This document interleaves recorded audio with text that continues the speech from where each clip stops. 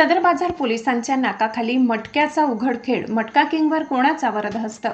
Hospital, शाळा आणि बस स्थानकाजवळ मटक्याचे अड्डे. सदर बाजार पोलीस मूग गिळून गप्प का? सदर बाजार पोलीस ठाण्याच्या हद्दीत मटका आणि सट्ट्याचा अवैध धंदा अगदी राजरोसपणे सुरू असल्याचा धक्कादायक प्रकार समोर आला. शहरभरातील गजबजलेल्या भागात दररोज लाखो रुपयांची अवैध उलाढाल होत असताना सदर बाजार पोलीस प्रशासन मात्र मूग गिळून गप्प का, हा संतप्त सवाल आता नागरिक विचारत आहे.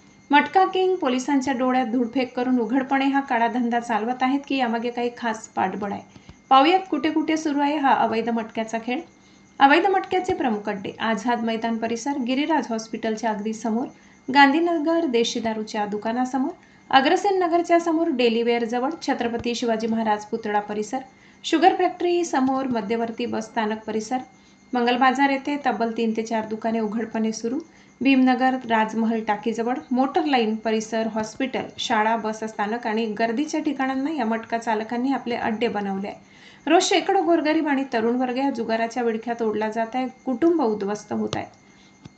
दररोज लाखो रुपयांचे आकडे लावण्यात येत आहेत. तरीही सदर बाजार पोलिसांना हे आकडे आणि हे अड्डे दिसेनासेच झाले आहेत का? एकीकडे मटका किंग उघडपणे पोलिसांच्या नाकाखाली हाच खेळ चालवत आहे, तर दुसरीकडे पोलीस प्रशासन ढिम्म बसून आहे. पोलीस कर्मचाऱ्यांना खरोखरच ही माहिती नाही की हे जाणीवपूर्वक दुर्लक्ष केले जात आहे. अशा बेकायदेशीर धंद्यावर कारवाई करण्यासाठी आता कोणती मुहूर्तमेढ रोवावी लागणार आहे? नागरिकांच्या सुरक्षेचा आणि कायद्याचा बडगा दाखवणाऱ्या सदर बाजार पोलीस प्रशासनाने या मटका किंगवर तात्काळ धडक कारवाई करून हे जाडे मुळापासून उखडून टाकावे, अशी तीव्र मागणी आता जोर धरत आहे. Bureau report, Aamir Khan, Jaljala news, Jalna.